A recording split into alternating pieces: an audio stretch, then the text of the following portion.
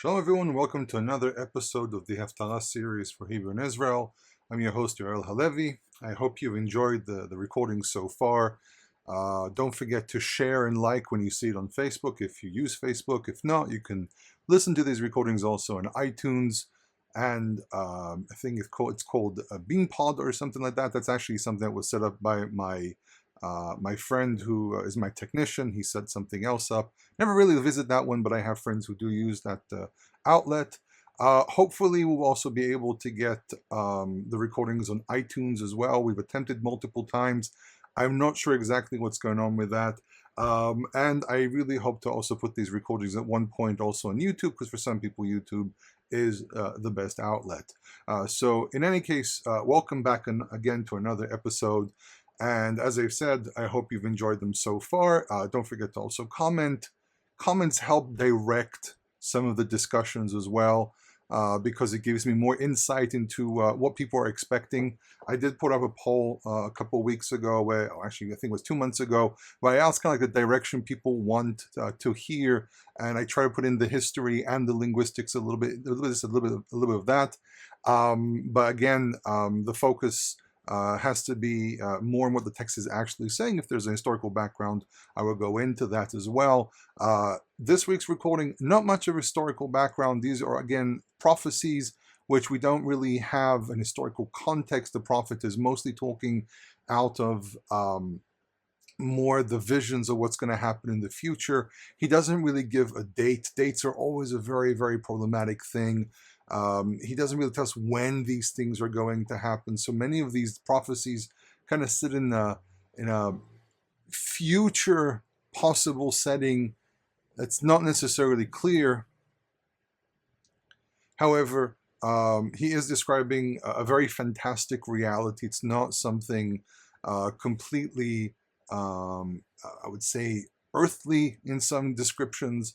But again, the prophet doesn't go into these super duper miraculous descriptions. He tries to keep some of it on the earth. Some of the descriptions we're going to be reading here are things which can happen in reality and are not necessarily miraculous. And this has always been a very interesting debate, how miraculous things will be. There's actually a study that I did when I was during my bachelor's, when I was looking into the subject of how does Judaism perceive what we call the Messianic era, the days of Mashiach. And it was a very interesting thing, because some of the papers I had to read on the subject indicate that there was a slow, slight shift in time throughout time after the destruction of the Second Temple that give us different ideas of what people probably perceived about it. It reaches a point where somewhere around the 10th, 11th century, I think it's the 10th century, one of the most famous Gaonites, these were rabbis who lived several generations after the Talmud. If we talk about the Talmud, it's Tanaim, that's the Mishnaic period. Emoraim, these are teachers that appear afterwards. These are really the discussions of the Talmud. Sevoraim, they're like the seam. They were only around for several decades. They're the seam between the Talmudic era and then the post-Talmudic era. And then we have the Geonim. The Geonim were basically rabbis who were in charge in the land of Israel and in Babylon, in managing the schools and managing the discussions. And a lot of Jewish halakha really stems from their discussions of the Talmud. And one of the last generations of Geonim was a Gaon called Rav Hai Gaon. And in one of his letters, he gets asked all the time about these Kabbalistic questions, and he also gets asked about questions about the future. And one of the very interesting things that come up is he describes this very common belief today, but he describes it back then in his time as some believe so. And this is a very, very interesting thing, where he says some believe the temple will come down from heaven built. Now, as a person who looks at the Torah and says, well, the Torah says, make me a temple and I'll dwell among them. And you have Yechezkel who says, show them how it's built, and they have to learn the structure. And we have people who physically go out and do commandments, and they physically build the temple. It raises a lot of questions, this belief that a temple will come down from heaven. But this is a very, very common belief today, and it shows you how beliefs evolve throughout time. And it's a very, very interesting area. And this is something that I've been debating inside Judaism for probably the better part of 20 years, I would say, when I discuss things about Judaism, what we actually believe, what we actually practice as Jews. And this is one of those things that get a little get very iffy, at least with me, because there's a lack of logic here when it comes to the fact that the Torah is given to man to do. And really, our description here, our reading today, is maybe one of the reasons people believe this. So we're going to be reading a very, very short section. There are several of these haftarot which are very, very short. So to create large content to these descriptions and these readings, it's a little bit difficult. So this recording might be a lot shorter than the previous ones, where there was a very lengthy discussion and so on. But really, just to continue that theme of what people expect in the Messianic era and so on, I mean, there are a lot of beliefs that you hear, a lot of things that you hear from people, and in truth, what is the foundation of any of these beliefs? And there's a tendency for people to really go sometimes into the fantastic.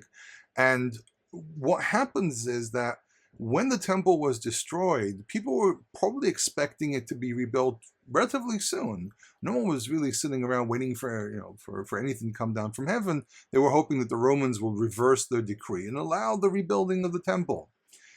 Several decades go by, and there are still people who are relatively young when the temple was destroyed, and people who are in mid-age, but they lived late into the second century. And what was identified by some scholars is the reality that after the Bar Kokhba revolt, and there is this understanding that based on the coins that were produced by Bar Kokhba, not only were they trying to keep Torah, we actually have letters as well where it points out, where he says, don't forget to distribute the four species for Sukkot, and don't forget to do tithing and everything. And it really reached a point where some people even really believed that Bar Kokhba was the Messiah. And there is this theory that Bar Kokhba was able to control Jerusalem, and there was even this claim, which there's no way of proving this claim, but there was this claim I once heard that it's quite possible that Bar Kokhba even rebuilt the altar on the Temple Mount, and they were doing sacrifices for maybe a few months. That's not for sure. No one really knows any of that for sure, but there's these ideas. So you see, people weren't really waiting. However, when the revolt was crushed, and Bar Kokhba probably died a couple months, or maybe up to almost a year before the revolt was really completely finished, the tendency of a lot of rabbis was to move away from this. So, for example, there's this argument that the rabbis of the Galilee never participated. And then there's a claim that even many rabbis in Judea wouldn't participate. And you can argue that there was this thing that they had foresight that, they understood this is not going to happen, this is not real. And the Bar Kokhba revolt is really seen as a more of a common revolt, more something that just the populace went after and the rabbis avoided. But there was one prominent rabbi who was involved, which was Rabbi Akiva, a very, very famous rabbi. A lot of things are tied to his name. And Rabbi Akiva actually held that this was something that you should follow. He was very, very active. And the Talmud records that different rabbis said to him, Akiva, grass will grow from your cheeks. Basically, you'll be long dead, and the son of David will not return or will not arrive. It's a good question of what is it? Ben David lo ba, the return really of the house of David, and someone from the house of David, and not necessarily, because this is also a period where Christianity was raising, so they had to be very careful what kind of words they say, because there was always suspicion inside the synagogues, and there was always suspicion of, who's a Christian, who's not. This is also just after the period where they started creating difficulties for Christians in the synagogue, specifically the prayer against the minim, basically a prayer that was mostly directed towards Christians. So it says, Akiva, asavim olim lechayecha ve'en ben David ba. So the word ba really means to arrive, to enter. So the son of David will not show up by then. For Christians, by the way, this was a real big issue for them, because the Bar Kokhba, if he was perceived as a messianic character, then for Christians, they would turn around and look at it and go like this, we can't identify with this. And this was actually the big break. This is where the break happened, that the Jews who were Christians, or the Jews who By this point, you can call them Christians, but the Jews who believed in Jesus or Yeshua as being the Messiah, they had to split off from mainstream Judaism, and they basically went with their former pagan brothers and sisters. And really, after this point, and after the devastation of the Bar Kokhba revolt, because the Kokhba revolt really destroyed every possible hope, we start seeing a movement inside the Jewish world in believing more and more fantastic things, to a point where there's a debate in the first or second generation of Emoraim, between a rabbi called Shmuel, who was I think he was like generation 1.5, because his counterpart was Rav, and Rav was in between the stage of the Tanaim and the stage of the Emoraim, so he's somewhere in between. So Shmuel, being his counterpart, is like a 1.5 generation, almost 2. And Shmuel went into this debate with a lot of other teachers, where they asked what would be. So we're talking, somewhere around third century, going into the 4th century, to the Common Era. And there's this. He made a claim where he said there's no difference between the times of the Messiah and our times. The only difference is who's in control. Are the Romans in control, or do Israel have their own authority? So he's talking about a very, very realistic, down-to-earth messianic era where someone from the house of David rises to prominence, redeems the people in a natural way, fights wars which are necessary, goes, rebuilds the temple, and the world carries on as is.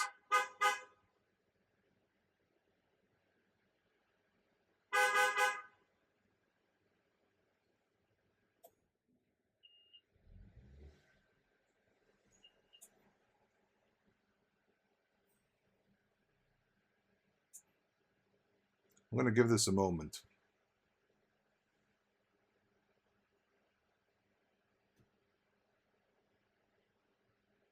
Now, you think you'll be able to do a recording a Friday afternoon where no one's really driving their cars or doing anything, and you're still going to have someone showing up with their car honking the horn, because apparently the horn is an extension of their voice.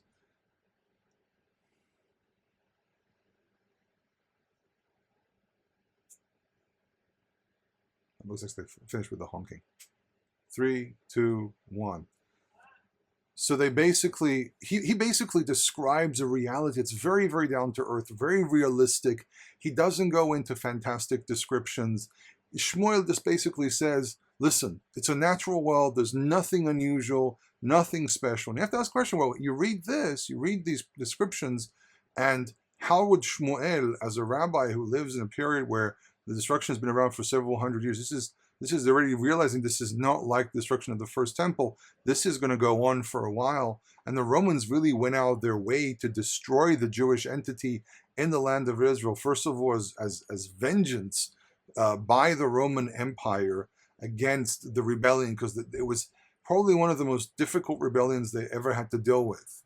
By the way, there were more rebellions throughout, and there was even a period during the 4th century when Julian the Apostate, one of the Roman emperor who tried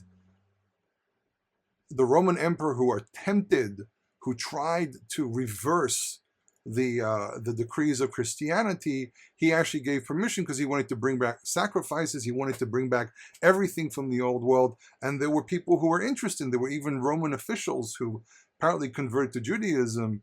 Seems to be that they actually tried to help, and there's a whole slew of stories about what exactly happened there, but it didn't work out in the end. There were even descriptions of like explosions of fire from the earth and everything, and it's very interesting how Christians describe this, and it's a very, it doesn't matter, it's a very, very another interesting chapter in the history of the temple.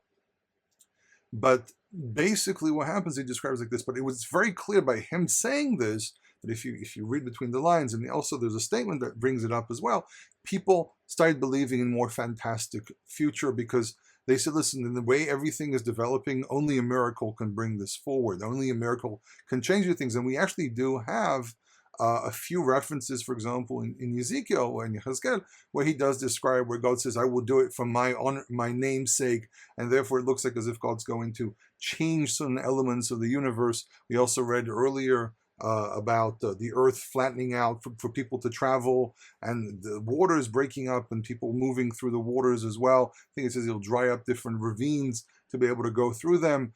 And, so you have these descriptions that slightly resemble the Exodus. So people say believing it will be more like the Exodus, and there will be big miracles. But even if you take the Exodus, you still have to remember that in the Exodus was still a lot of natural themes in the world, and not necessarily some angels coming from the heavens and fire, swords of fire and stuff like that.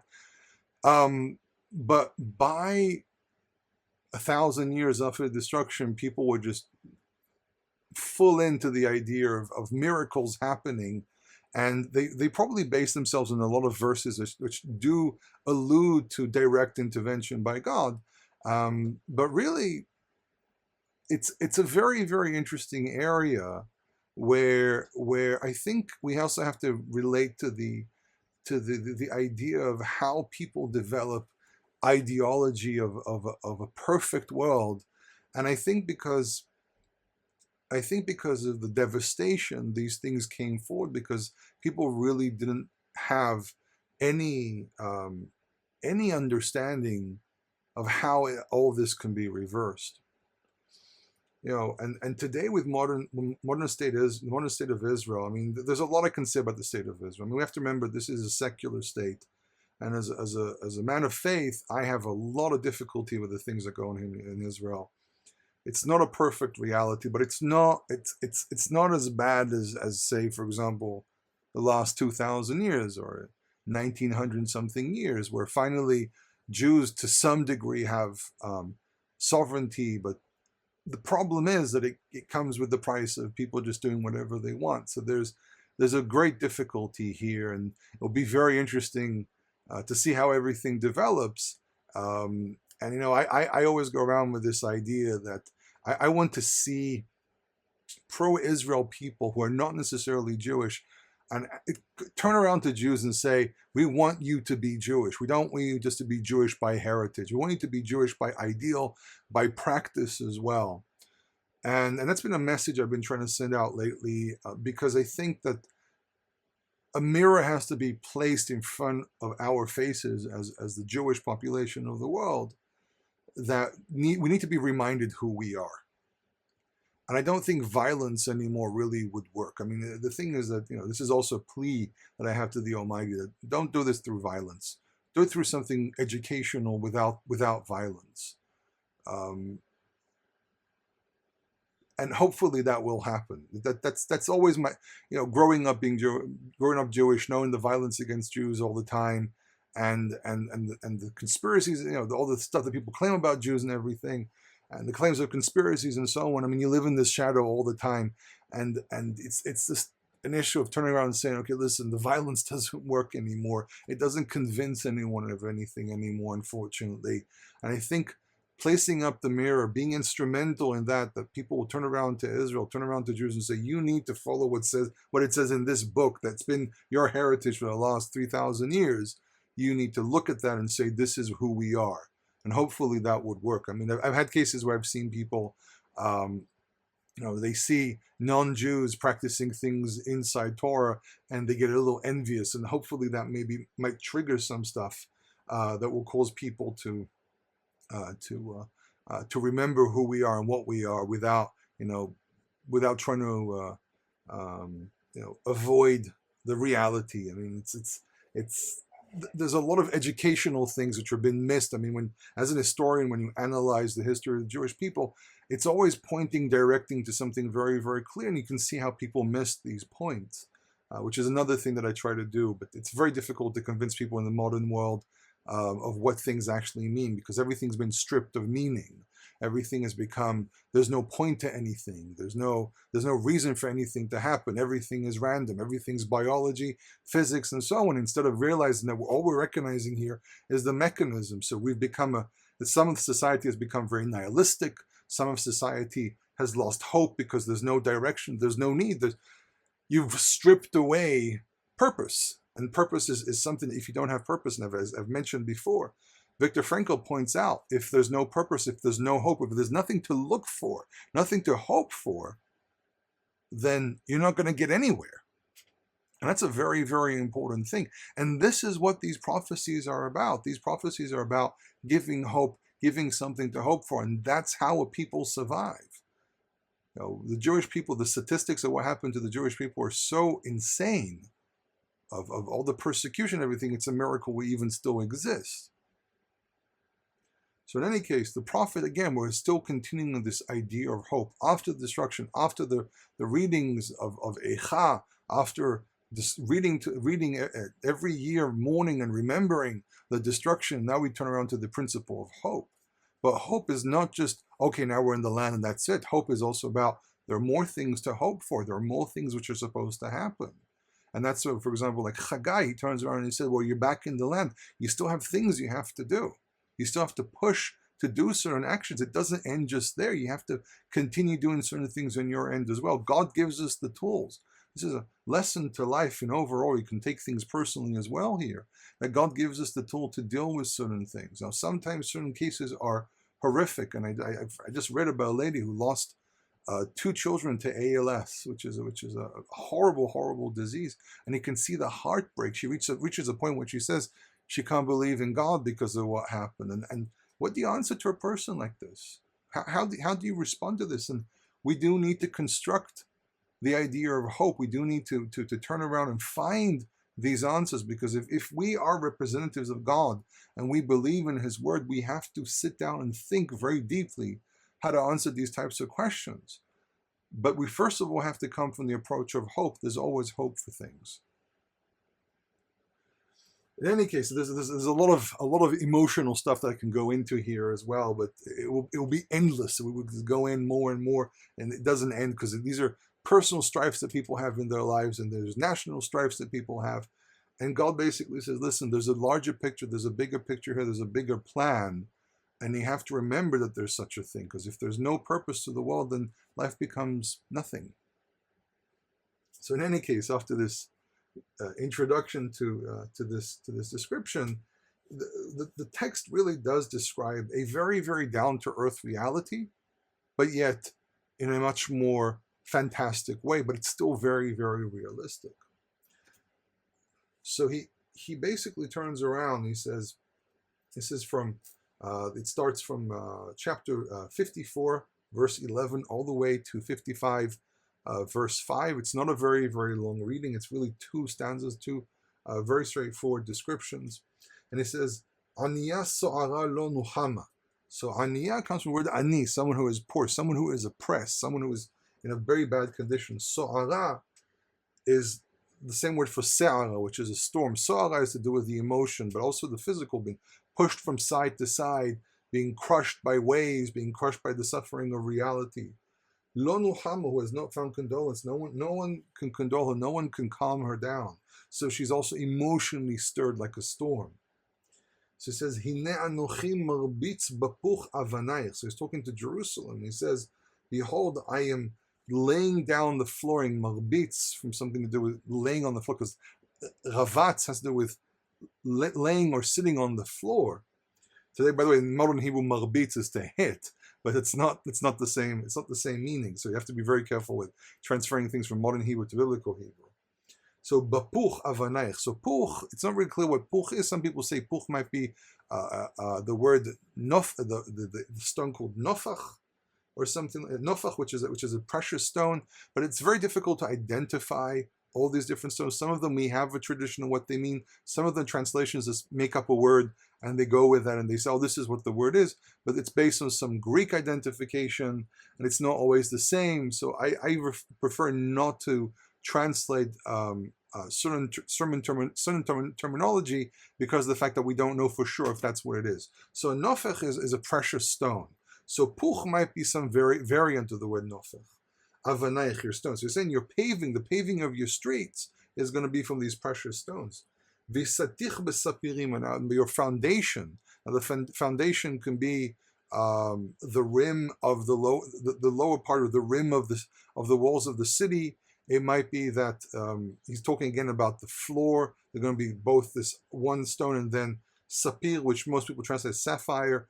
Probably not the sapphire of today. Actually, quite a few years back, I want to say maybe 17 years ago, I said in a lecture about the stones used in the breastplate of the high priest, and some people connect these descriptions to some issues of the temple as well. Jerusalem is like the temple now. There's an expansion of the temple principle in this.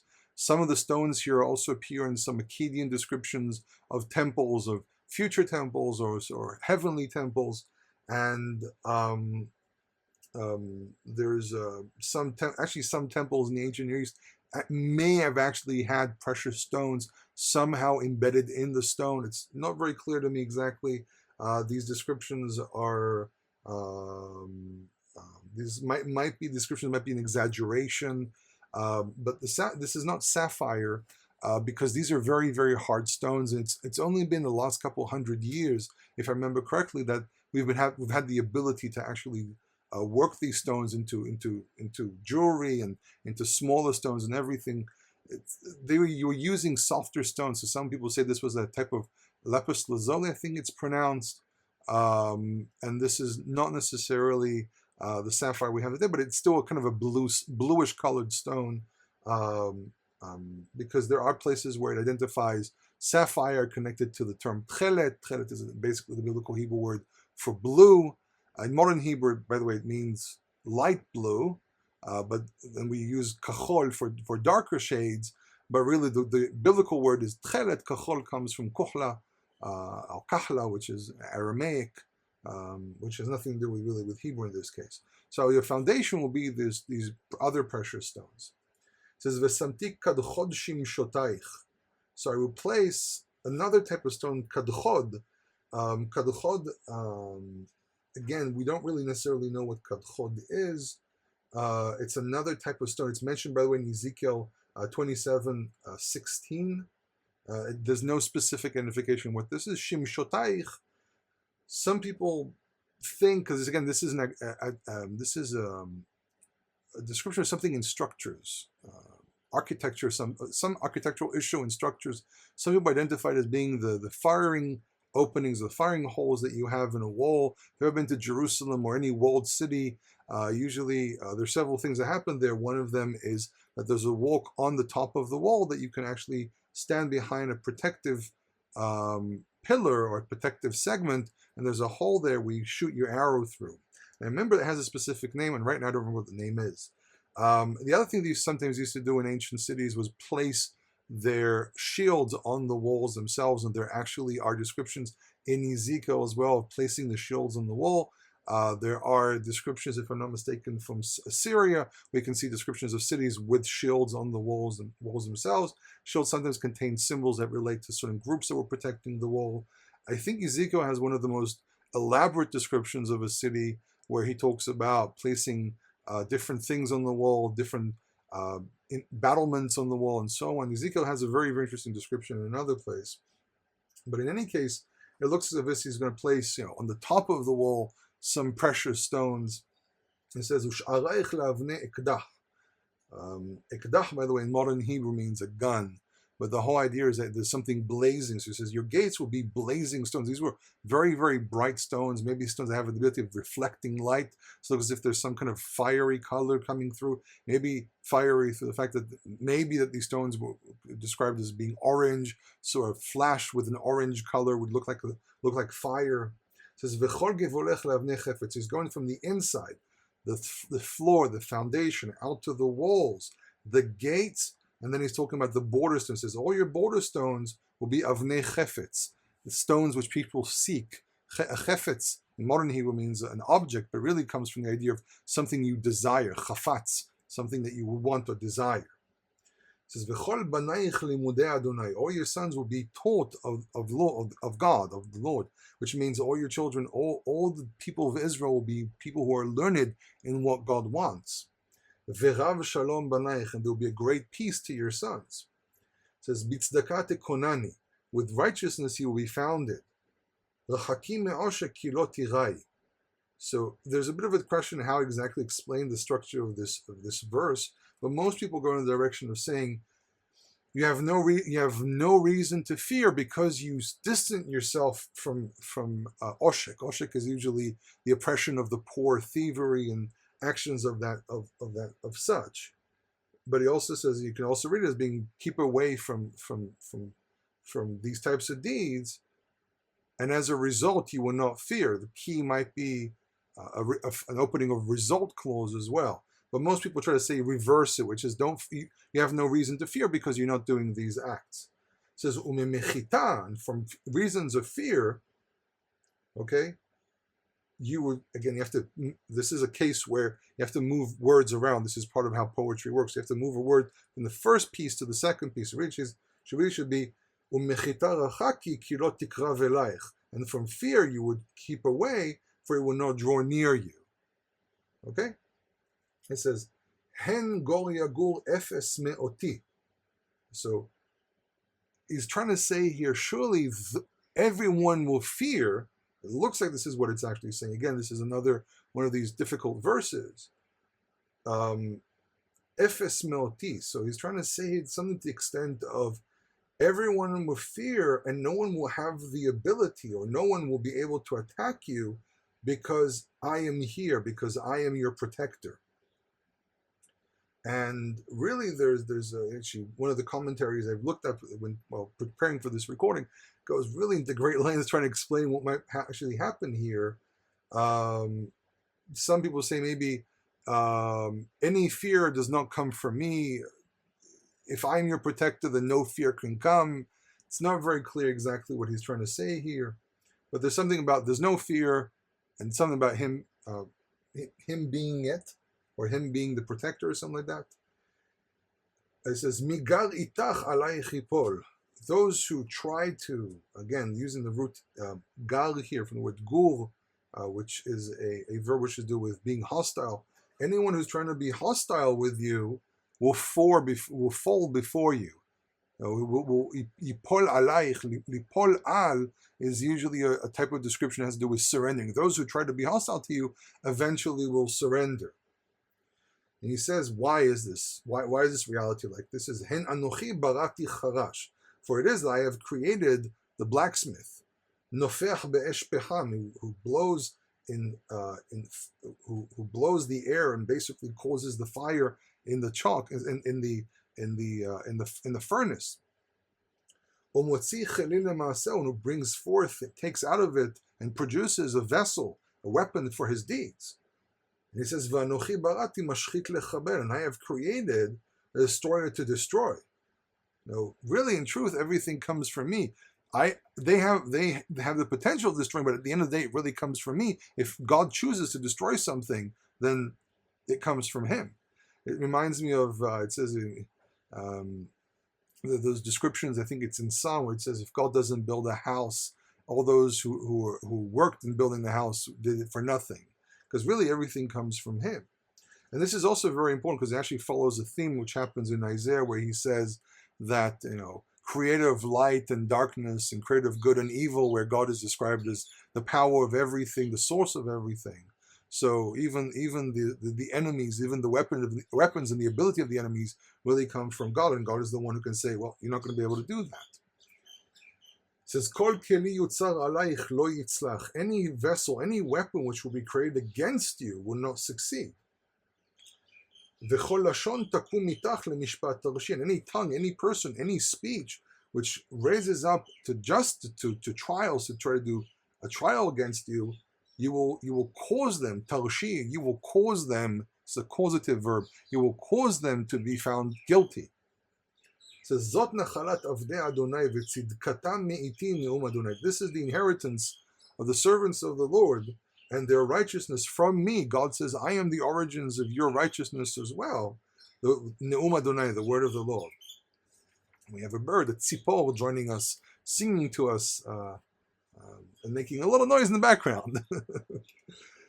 Then God really turns around and He says, really, if you follow the path of doing my will, if you follow the path of following God and remembering where everything comes from, all the good will come to you.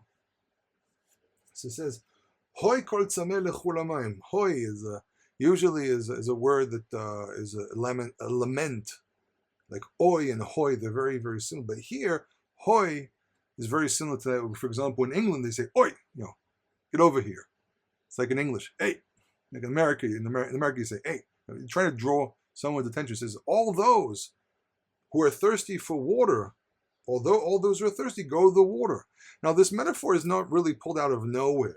We have to remember that Jerusalem, first of all, has several sources of water, one of them being the Shiloach, which is a fountain you go through and everything.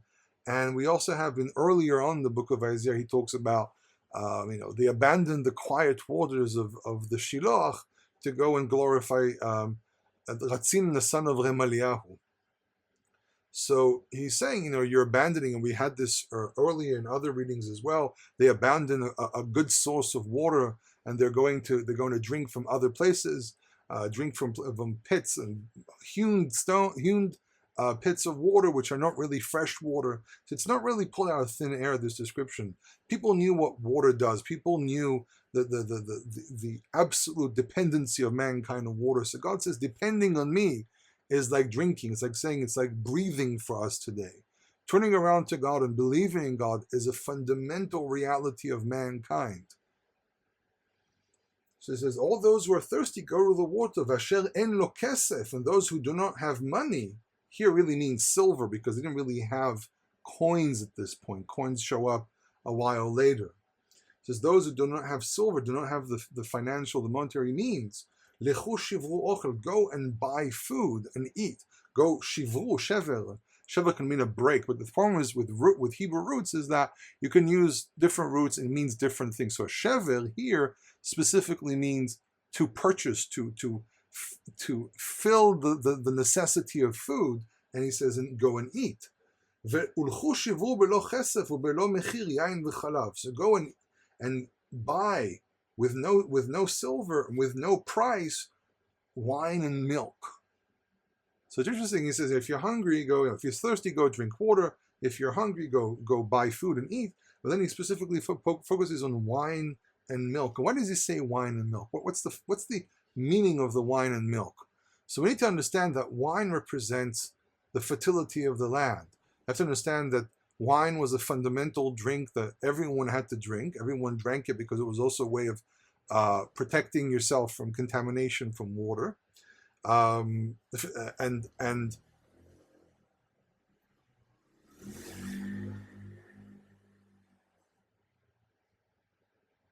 milk represents the idea of livestock. So when he says go drink, go with no price, with no need to buy this, with no need to even pay taxation.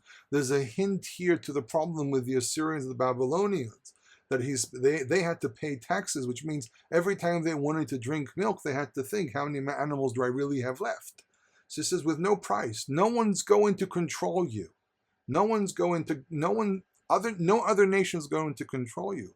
So you have the ability to drink your own water, which, by the way, it's very important to remember that Rav Shakeh, who was maybe an Israelite, there's the claim that Rav Shakeh was mentioned in Isaiah 36, might have been an Israelite. There have been studies about the fact that he was able to speak Hebrew. So some people say maybe he was from the northern kingdom, maybe he was a Judean that moved away. But it's also quite possible that he spoke a certain dialect.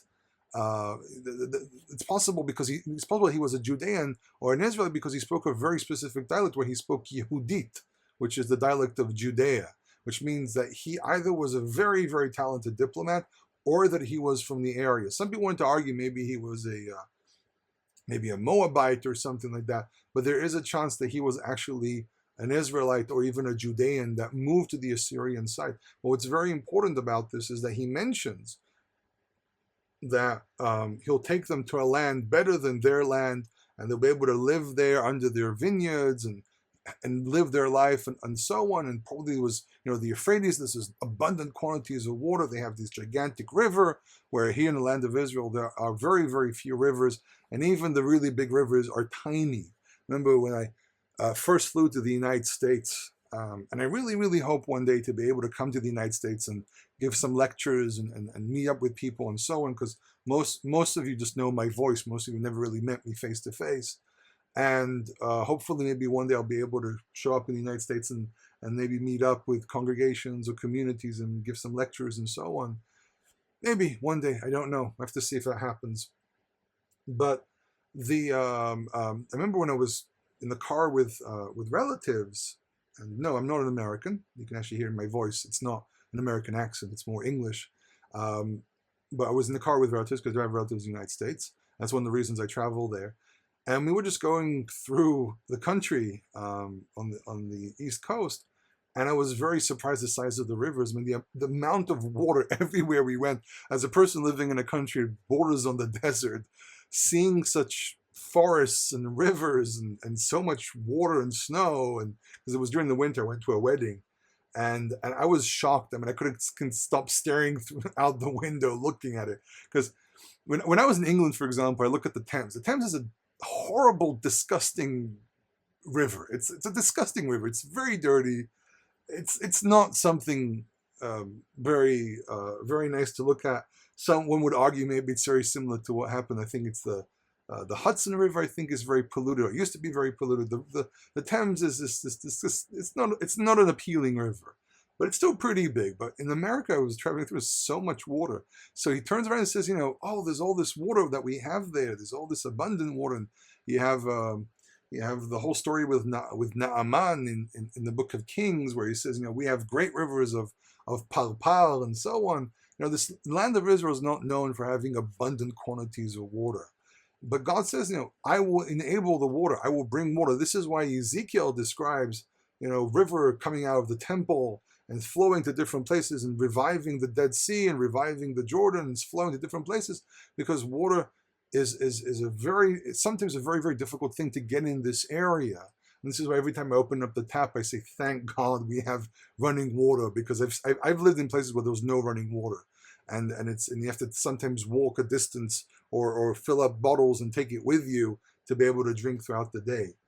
So this description here of saying go drink water, for people who live in countries where there's a lot of water, it doesn't really mean much. But here, there's the issue here of water being something sometimes very, very scarce, but also in the fact that there's a certain element here of the historical background of, they were taxed all the time, and the Assyrians and other nations were talking about, we have more than you have in your land and so on. So this is a bit of a response to the prophet to these claims, and maybe even claims of people who are living in the diaspora saying, well, we have everything we need here. And God says, no, come over here. There's better stuff over here. You should trust me and come over here. That, by the way, has also a modern day application, but that's another discussion. So it says, Lama tishkelu chesef belo lechem, v'yagiachem belo sova. Why do you weigh your silver with no bread? You're paying your taxes. You're giving away your money. You're working for other people. For example, if we're talking about a period after the exiles of the Assyrians and the Babylonians, we have to remember that these groups, especially the Assyrians, were taking people away to different countries, to different lands, and making them work for the state. For example, there was a very famous Tel El Yehudu, which is a very, very interesting site. And if you ever go to the Bible Lands Museum in Jerusalem, highly recommend Bible Land Museum. Very, very interesting. It's just next to the Israel Museum, just down the road. And they have, right now they have, now it's July of 2018. So they have right now an exhibition about the blue, the tchelet, the industry of the tchelet. And, but they also have a standing, or they had a standing exhibition about the Tel Yehudu, the Jews who lived there. And these are people working for the crown. So they had their crops, but they had to pay everything to the crown. And also anyone who was living here, the Assyrians were importing olive oil from here because they didn't have any. And they needed it for the cosmetics. So controlling northern Israel, for example, was a very, but anywhere in the land of Israel, because olive groves here are abundant. I remember when I was a teenager, I was traveling all the way around North Israel with one of my teachers, and we were just looking around. There's so many olive trees everywhere because it was a fundamental thing they needed. But the whole idea of wine and milk has to do with land and animals. But he says, why do you weigh your silver? So you have your silver, you have your income, but you don't get any bread. You're doing this in vain. So there's a realistic part of this, but there's also a spiritual side to this, that you're doing your things in vain. Turn to God and you will receive your reward, and you don't have to work in vain. It says, and all your hardship with no satisfaction, without feeling full belly. Heed to me, and eat good. Tov really means all the goodness, all the abundance. So the term tov is used throughout the Bible to indicate not just the adjective good, but also, and also it could be used as a verb if it's conjugated the right way, but also to indicate the idea of anything which is good. And it says, and your soul, your spirit, will be found delight in deshin. Deshin today, modern Hebrew, means compost, but it means anything which is fattening, anything which causes you to feel fattened, to feel. It's like having a really, really good meal and just sitting on your couch for an hour, just delighting on everything that you just ate and everything that you feel. There's nothing wrong with enjoying life.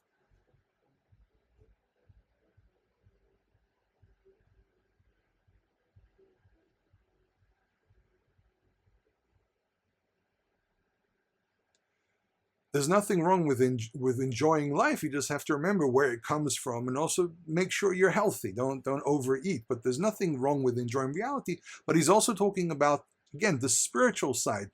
Be with me, follow me, and your spirit will find condolences. For example, people who suffer from depression or people who suffer from dependency on food find short condolence with the food, but it's not really a replacement for what the spirit needs, for what the soul needs. He says to them, Hatu oznechem ulchu elai, tilt your ear, turn your ear, and follow me. Listen to these words. He's basically saying, the prophet is also saying, listen to what I'm saying. This is not just a metaphorical thing where he says, oh, turn your ear. No, he's actually saying, listen to me right now. Listen to the words I'm speaking right now. Shim'u v'techei nafshechem, hear, and your spirit will be uplifted, will be revived. And I will cut for you an eternal covenant. Chasdei David hane'emanim, the mercy or the kindness, the loyal kindness of David. Now, it's not saying here that something about David himself. What he's actually saying is this will be like the kindness I show David, the same way there will always be someone from the house of David to govern the people. And by the way, there's a big debate about this, because we do know some of the descendants of the house of David, but there are sort of some families that claim being descendants of the house of David. But really, in truth, today there's really no one from the house of David really governing Israel, unless there's maybe someone that we don't know. But the whole idea as well is that God said there will always be someone from the house of David, and we know that they are to this very day. So he's saying the kindness I showed to the house of David, the eternal kindness I promised them, I will give to you as well. And you will be strong and you will be powerful, like we saw in the earlier piece as well. And he says, Hen ed leumim netativ, I have given him an ed. Now, ed is not really clear, but it seems to be based on the parallelism here. It's the same word as nagid. So ed usually means a witness, but it might have to do with the idea of something to do with governing or kingship or something like that. And we do have in the Akkadian dictionaries, it does mention the term adu as being something to do with a leadership. So I will make you a leader to nations, or I will place you a leader to nations. Nagidu mitzaveh lu'umim. A nagid is again another form for leader, another type of leadership principle. Tzaveh, and a commander. So he's a governor, he's a commander. Maybe commander has to do with army as well. To nations. So le'umim, umim, same. Le'umim and umim is the same thing. The only thing is le'umim, the second one, the first. Let's go to this. The first one, le'umim, the lamed is part of the structure of the word. So it's from the word le'om. However, tzaveh le'umim, the lamed is more to do with the direction of the action. Tzaveh, the commander of nations, or commander to nations. The lamed might not necessarily be from the root, especially from the fact that we do have a form le'umim and umim being the same word, but it does sound le'umim, but repeating the word twice makes it a little ruins a bit of the way parallels work. So we should read the first one as le'umim and the second word le, and then the actual noun is umim. It says hen goy lo teda tikra, for it is that a nation that you've never known you will call out to. You tell them, come over here, I need your help with something, or I need your service here. So you will call them, but also nations that have never known you. So it's from both ends. You've never known them, they've never known you. To you they will run. Ulman Adonai Elohecha Kadosh Yisrael Kifarach. And for the sake, and this is really where it all comes from. Again, it boils it down again. This is not for our own glory. This is not for our power or anything like that. It's for God's name. It's for God's sake. And this is why it ends like this. And he says, for the sake of the Lord your God and the Holy One of Israel, for he is the one who has made you glorious. So he boils it down back to the idea that everything that is done is really for God's honor, for God's name. It's not for our sake. So, for example, and I think I brought this up last time as well, but I'll bring it up again because maybe some didn't hear this, but there's always this debate about, about religion and the abuse of religion and so on. I've always made the argument for many, many years that really, in truth, we need to realize that the problem with faith and the problem with religion is not God. The problem is us. The problem is how we abuse these beliefs, how we exploit these beliefs for our own benefit, for waging war against one another, for sometimes condemning one another, for sometimes attacking one another, even in your neighbor, because you have a feeling that you're holier than thou. Now again, if you see something which is clearly against Torah, then you have to make the point to your neighbor, this is forbidden, you shouldn't do this, and so on. But you also have to remember that you first of all have to tell them, don't do this, this is forbidden, and tell them where the verse is from, and do it gently. It's only when the person completely rejects that then you can actually say something more harsh. But we see all these arguments and all dragging people into these ridiculous places, and you have to ask yourself the question, how does this glorify, how does this honor God's name? Sometimes picking up the mantle and fighting is the right place, but if it's fighting amongst ourselves, because we think we know it all, because we think that we understand it all, that we have all the answers, then how does that help? How does it help us teach one another? I remember years ago, I used to think I knew it all. I mean, again, I was much younger back then. I met up with a friend who doesn't even come from the same world I come from. And we were talking about the Bible.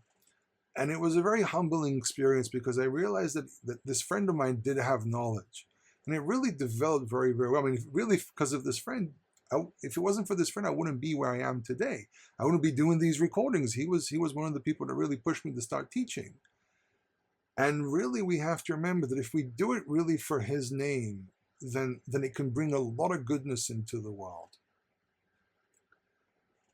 In any case, I hope you enjoyed this recording. Please remember that I do all of this of my own volition. So if you are interested in helping to find study material, sources, and the time to produce all these things, and the editing, and so on, please remember you can donate to Hebrew in Israel. Just go to the website, HebrewInIsrael.net. There's a donation button there.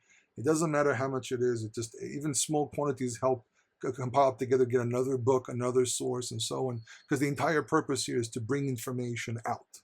So if you've enjoyed this, share with your friends, share with people, share the website, share the Facebook page, spread the word so people can learn more. And again, if there's any comments, any feedback from these recordings that you want to share with me, something I might have missed, some important point, maybe something I misunderstood, gladly, please let me know. Because again, my purpose is to know and then share it with others so we can expand the knowledge of God. Kol Tov.